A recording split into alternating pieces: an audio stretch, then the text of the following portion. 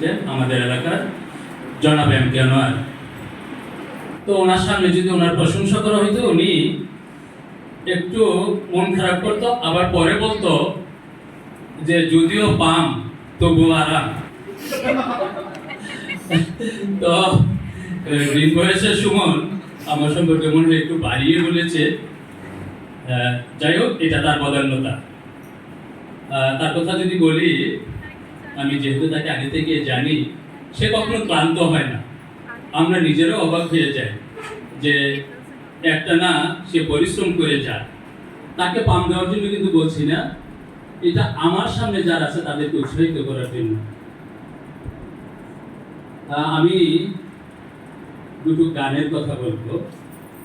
এটা হলো যে আমি কেমন করে, তুমি কেমন করে গান করো হে গুণী, আমি অবাক হয়ে শুনি কেবল শুনি। আরেকটা গান আছে যে নদীর মাঝি বলে এসো নবীন, মাঠের কবি বলে এসো নবীন, দেখিয়েছি দূরে ওই সোনালি দিন। তো আমাদের CWF গ্রিন বয়েস উইমেন্স ইকুইটি অ্যান্ড অ্যাকশন ভুবনেশিকা কর্তৃক আয়োজিত আজকের যে 3 দিন ওয়ার্কশপ শেষে আজকে যে সার্টিফিকেট গিভিং সেরিমনি, এই সার্টিফিকেট গিভিং সেরিমনিতে সম্মানিত সভাপতি হিসেবে উপস্থিত আছেন শাহ ইসরাত আজমিরি, এবং স্পেশাল গেস্ট হিসেবে উপস্থিত আছেন ওই আপনার নামটা আমি ভুলে গিয়েছি,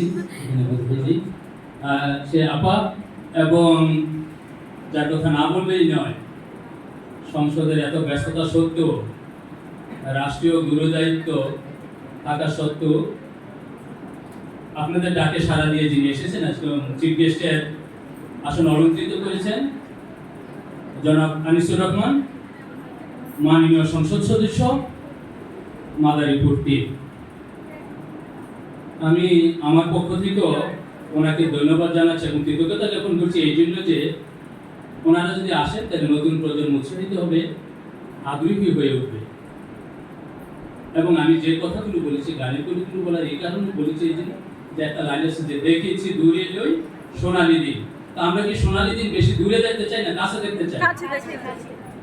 আমাদের উপস্থিত যারা আছে, কিছু গেস্ট সামনে আছে, সম্মানিত আরো অন্যান্য অতিথি বর্গ সহ, এবং আমি সবসময় বলে থাকি যে এই বাচ্চাদেরকে দেখে আমি তোমাদেরকে বাচ্চাই মনে করি। তোমরা এখন কেউ ইউনিভার্সিটিতে পড়ালেখা করো, তা আমি বিভিন্ন সময় আমার একটা হ্যাবিট আছে, স্কুল কলেজে বা যেখানেই সুযোগ হয়, ইভেন ওই যে ইডেন কলেজের আছে দেখেছি, তা আমি ইডেন কলেজও বহুতবার গিয়েছি। কেন জানি যে ওখানে ছিল প্রিন্সিপাল ছিল কিন্তু তারপর নুরুল ইসলাম, নুরুল হক, এখন ঢাকা বোর্ডের ডেপুটি কন্ট্রোলার, উনি ইংলিশের টিচার ছিলেন। আমি যাই গেলে আমি ক্লাসে একটু ঢুকতাম, তো ঢুকতাম এই জন্যই আমি বলতাম যে বনের পাখি গান গাই আমার স্বভাব, কেউ শুনলেও গায়, না শুনলেও গায়। এই প্রত্যাশায় যে যদি কেউ শোনে, একজনও যদি শোনে, সমাজ পরিবর্তনের জন্য 2-4 জনও যদি চেঞ্জ হয়ে যায়, তারা কিন্তু টোটাল সমাজটাকে পরিবর্তন করে ফেলতে পারে।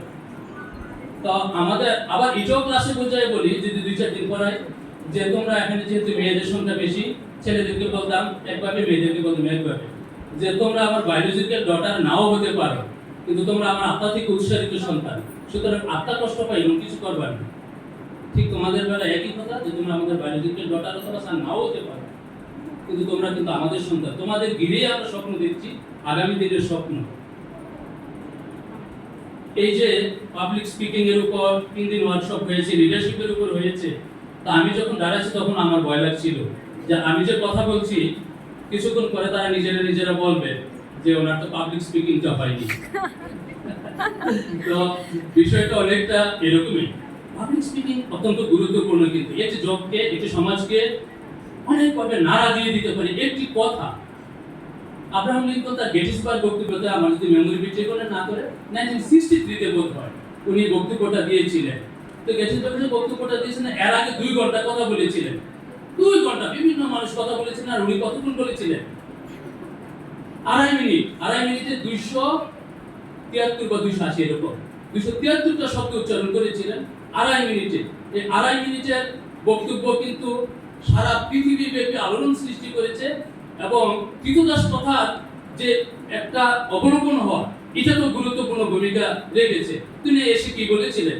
তারা এই প্রথম বলেছিল যে 407 years ago our forefathers God put on this continent a new nation conceived in liberty, dedicated to the proposition that all men are created equal.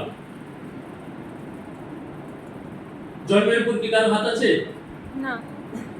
জন্মের উপর কারো হাত আছে? যে হরিজন সম্প্রদায়ে জন্মগ্রহণ করেছে তার কি হাত আছে? সে কি বলির জন্মগ্রহণ করেছে?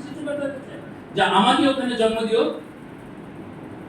এই জায়গায় হাত নাই। কিন্তু এই যে জন্মের কারণে যে ইনইকুয়ালিটি আছে, এটাকে ইকুয়ালিটিতে এবং ইকুইটিতে নিয়ে আসার দায়িত্বে যারা আছেন, এই যে মাননীয় সংসদ সদস্য যারা আছেন, তারা নিরন্তর কাজ করে যাচ্ছেন। কিন্তু আমাদের নতুন প্রজন্ম এগিয়ে আসতে হবে। যেমনটা এগিয়ে এসে একটি অসাধারণ বিপ্লব তৈরি করেছে। আমি যখন আমার সন্তানদেরকে ভাবতাম যে তার ছোট্ট মানুষ, ছোট ঘরের ভিতরে রাখতে, তারা দেখছি কিভাবে জানি এই যে রেসিডেন্সিয়াল, আমার ছিল রেসিডেন্সিয়াল মডেলে কলেজে পড়ে, তো তার সামনে, চোখের সামনে, এটা 18 তারিখ ছিল ওই দিন, আমার চোখে জল পাচ্ছে যে তার সামনে ফারহানা পেয়েছে গুলি করা হয়েছে এবং তার গুলিটা গিয়েছে, সে মারা গেছে কিন্তু রাবার বুলেটে, বুঝছেন, তার গুলিটা মুখে ঢুকে পড়েছে, যার কারণে তার যে ব্লিডিংটা হয়, কারণ আমরা জানি যে ভোকাল কর্ড খুব সফট, এগুলো তার ছিঁড়ে গিয়েছিল, সে মারা যেত। এখন এই যে এই ধরনের অসাধ্য সাধনগুলো আমাদের নতুন প্রজন্ম কিন্তু করছে, তো আমাদের কিন্তু এইভাবে ভাবতে হবে, এইভাবে চিন্তা করতে হবে। আমি ক্লাসের মধ্যে অনেক সময় বলে থাকি, যেমন প্রথমেই একজন এসে এখানে বলেছিল যে জনসংখ্যার সমস্যার দেশে, আমি স্কুলগুলোতে যাই, কলেজগুলোতে যাই, তখন বলি যে বাংলাদেশের কয়েকটা সমস্যা বলো তো, এক দুইটা বলি, তখন বলি যে জনসংখ্যা একটি সমস্যা, মারাত্মক সমস্যা। তখন বলি আমি, তুমি কি? আমি মানুষ। তো মানুষ কি জনসংখ্যার বাইরে? না, মানুষও তো জনসংখ্যা। তুমি নিজেকে যদি সমস্যা মনে করো, তাহলে উত্তরাবা কিভাবে? তুমি নিজেকে সম্পদ ভাবতে পারো না? ভাবো, মানুষ যা ভাবে সৃষ্টিকর্তা এত বেশি দিয়ে দেয়। ভাবনার জগৎটাকে বড় করতে হবে, অনেকগুলো অল্টারনেটিভ তোমাদের রাখতে হবে। এবং আমি মাননীয় এরকম মহাদের দৃষ্টি আকর্ষণ করেই বলছি, আমি অনেক সময় অবাক হয়ে যাই। এই যে দেখো, গ্রামের অনেকগুলো কলেজে অনার্স আছে, এটা আছে, যেমন পলিটিক্যাল সায়েন্স অনার্স আছে গ্রামের কলেজে, তো গ্রাম অনার্স পলিটিক্যাল সায়েন্স তো অনার্স বাংলাদেশে 50 জন পড়লেই চলে, 100 জন পড়লে তার হবে রাষ্ট্রবিজ্ঞানী। ওখান থেকে অনার্স পড়ে যায় বিশেষ পরীক্ষা দেওয়ার চেষ্টা করে, এটা করে সেটা করে। তোমরা কিন্তু এই ক্ষেত্রে প্রিভিলেজ গ্রুপ, তোমরা ভালো জায়গায় পড়ছো, কেউ ডেল কলেজে, কেউ দেখছি বদ্রুন্নেসায়, ঢাকা ইউনিভার্সিটিতে, এই যে এই জায়গায় পড়ছো, তোমাদের চিন্তা চেতনা কিন্তু আরো অন্যদের চেয়ে অনেক বেশি অগ্রসর হতে হবে। তো আমি এই ক্ষেত্রে কেন বলেছি যে আমরা যখন দেশের বাইরে বিভিন্ন কারণে যাই, বিমোদনটা নিশ্চয়ই আরো বেশি যান, তো আমরা যখন যাই আমরা দেখি যে আজকে যদি মালয়েশিয়া বলি, ইভেন মিডল ইস্টের কান্ট্রিগুলোতে যদি বলি, ইভেন পাকিস্তানের একটা শ্রমিকের কথাও যদি বলি, সে যদি উদাহরণ হিসাবে সে যদি 10,000 টাকা পায়, আমার দেশের শ্রমিকটা পায় 3,000, 2,000। কারণ আমরা ওই এডুকেশনটা, ওই স্কিলটা আমরা তাদেরকে দিতে পারছি না, কথাও বলতে পারছে না। আজকের এই ওয়ার্কশপে কিন্তু অন্তত কথা বলাগুলো শিখাচ্ছে, কিভাবে স্মার্ট হবে এটা শিখাবে, তাদেরকে আত্মবিশ্বাসী করে গড়ে তোলা শিখাচ্ছে। কনফিডেন্সের কথা বলেছে, আমি কনফিডেন্সের ক্ষেত্রে একটি কথা বলবো, কনফিডেন্সের ফার্স্ট কখন আমার কনফিডেন্স গ্রো করবে, একটা হলো প্র্যাকটিস তো আছে, আর নাম্বার 1 হলো নলেজ। তোমার আমার ভেতরে যখন অনেক কিছু থাকবে, তুমি দেখবা কয়েকদিন চেষ্টা করার পরে তোমার ভিতরে কনফিডেন্স থাকবে, তুমি জোর করে কথা বলবা, তুমি দেখবে তোমার বসের সাথেও বলবা যে না স্যার, আপনি বোধহয় ভুল করছেন, বোধহয় এটা এরকম হবে। তখন ঠিকই বুঝবে যে আসলে তোমার ব্যক্তিটা কতটুকু আর ওনার ব্যক্তিটা কতটুকু। তো আমরা কিন্তু এভাবে থিঙ্ক করতে হবে, তাহলে কিন্তু আমরা সামনে অগ্রসর হতে পারবো। আমরা এই যে এখানে যারা আসো, আমি জানি আমি না করবো সবাই বিসিএস দিবা, কিন্তু এই এত লক্ষের মধ্যে সবাইকে বিসিএস এর চান্স পাবে? আবার অনেকে 7,000 ভাইবা দিবে, হয়তো 1500 নিবে। আমি যেমন আগের সরকারের সময় বলতাম, আমার যদি রেকর্ড থাকে আমি প্রকাশ্যে বলতাম যে আমার চাপ ভোগে যে, আমি তখন বলতাম যে এত কষ্ট করে বাচ্চারা ভাইবা দিচ্ছে, যারা ইয়ার কাছে তাদের সামনে বলতাম ভাইবা দিচ্ছে রিটেন দিচ্ছে, পাস করে যাচ্ছে, ভাইবাতে রাখা হয়েছে 200 নাম্বার, এখন চেঞ্জ করা হয়েছে। ভাইবাতে যদি 200 নাম্বার দেওয়া থাকে, তাহলে আমি আজকে জয়েন্ট সেক্রেটারি আছে, আমার সুযোগ হতে পারে, হয়তো আল্লাহ যদি আমি সুযোগ হতে পারি, যদি রিজিকে থাকে, তাহলে আমার বাচ্চারা এখন পড়ালেখা করছে, তারা তখন বড় হবে না? তারা যদি বিশেষ দিতে যায়, আর ভাইবাতে যারা যাচ্ছে, এখন আমরাই ভাইবা নিতে যাই এখনো, তো এই যে যারা ভাইবা গুলা নিচ্ছে তারা তো আমাদের বন্ধু বান্ধবই থাকবে, কেউ না থাকবে। আমি যদি রোল নাম্বারটা দিয়ে বলি আমার মেয়েটা বিশেষ ভাইবা দিচ্ছে, আর আমার মেয়েটাকে 180 দিয়ে দিল, আর তুমি তার চেয়ে অনেক ভালো, মেধার যোগ্যতায় ভালো, তোমার এক্সপার্টিজম আছে, তোমাকে দিয়ে দিল 100, এটি কি 80 নাম্বার কভার করা সম্ভব না। তো তুমি কিন্তু হতাশার সাগরে নিমজ্জিত হবা যে তার কি ব্যাপার হয়ে গেল, আমারগুলো না। তো সদাশয় সরকার এই জিনিসগুলোতে কিন্তু হাত দিচ্ছে, এখন কমিয়েছে। এখন তো 100 না, এখন তো বাইরে 100 নাকি জানো তো? এখন থেকে যদি বিশেষ দাও, এটা চিন্তা করবা, দিতে হবে এরকম কিন্তু না। You should have many alternatives, তোমার সামনে অনেকগুলো অল্টারনেটিভ থাকে। ঠিক কেন? এই যে পাবে তো 1500 চান্স, বাকিরা কি হারিয়ে যাবে?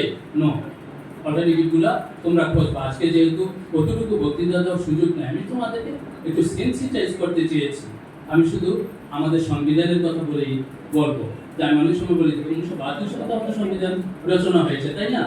এটা তোমরা চেঞ্জের কথা অনেক কিছু বলো, এটা তোমাদের বিষয়, এটা মাননীয় সংসদ সদস্যদের বিষয়, চেঞ্জ করবে কি না করবে এটা ওনাদের বিষয়। কিন্তু আমি বলে থাকি যেটা, যে the provisionary note that we have signed in the name of constitution in 1972, provisionary note তো আমরা চিনি, মানে যেমন এক ধরনের চেক আর কি, ক্যাশ টাকাই বলা যায়। তো আমি বলছি যে the provisionary note that we have signed in the name of constitution in 1972 তে আমরা সংবিধানের নামে যে প্রভিজনারি নোটটা স্বাক্ষর করেছি, now it is the time to encash ইট।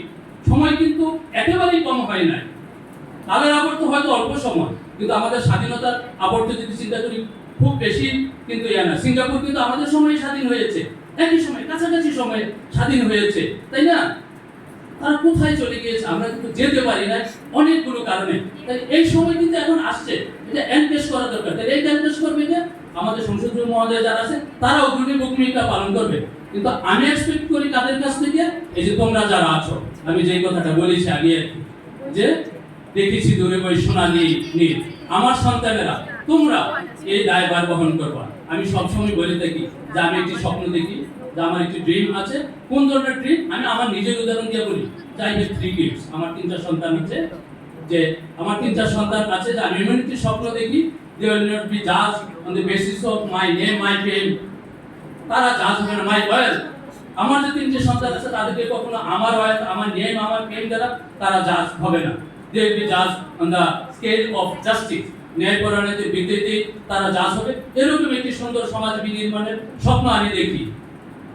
তো এই স্বপ্ন তোমাদের ভিতরে ডিসেমিনেট হোক, তোমরা এই স্বপ্ন দেখবা, দেখো যে একসময় ঠিক তোমাদের হতাশার ভিতরে ঠিক তোমরা যদি দেখতে পারো এই স্বপ্নটা, এই স্বপ্ন কিন্তু বাস্তবায়ন হবে। আমাদের সংসদ সদস্য মহোদয়গণ যারা আছে, আইন প্রণেতা যারা আছে, তারা এই স্বপ্নকে বাস্তবায়ন করবে। আমি আবারও আয়োজক যারা আছে তাদেরকে আমাকে এখানে ইনভাইট করার জন্য তাদের প্রতি কৃতজ্ঞতা জ্ঞাপন করে, এবং আমাদের যে সন্তানরা সামনে আছে তাদেরকে যদি একটু সেন্সিটাইজ করতে পারি এবং তারা যদি এটা মাথার ভেতরে নিয়ে থাকে, তাহলে আশা করি যে আমাকে এখানে যে উদ্দেশ্যে তারা ইনভাইট করেছে উদ্দেশ্য কিছুটা হলেও হবে, এবং আমি কৃতজ্ঞতা জ্ঞাপন করছি। আমি অনেক সময় বলে থাকি, যখন কথা বলে অনেকে কথা বলে, তো আমি তখন বলি, যখন তারা থামাইতে যায় আমি বলে থাকি যে না, তাদেরকে থামাবেন না, থামানোর দরকার নেই। আমার কথা যদি তাদের কানে ধাক্কা লাগে, অটোমেটিকলি তারা দেখবে যে চুপ হয়ে যাবে। তো এই যে আমাদের সন্তানরা এত চমৎকার ভাবে শুনেছে, চুপ করে থেকেছিল, আমার ধারণা তাদেরকে নিয়ে স্বপ্ন দেখাই যাবে। তোমরা ভালো থাকবা, সুস্থ থাকবা। আবারও প্রধান অতিথি সহ অন্যদের সমস্ত গেস্ট আছে তাদের প্রতি কৃতজ্ঞতা জ্ঞাপন করে, এবং আয়োজকরা যে আমাকে এখানে ইনভাইট করেছে তাদের প্রতি কৃতজ্ঞতা জ্ঞাপন করে আমার বক্তব্য আমি এখানেই শেষ করছি। ধন্যবাদ।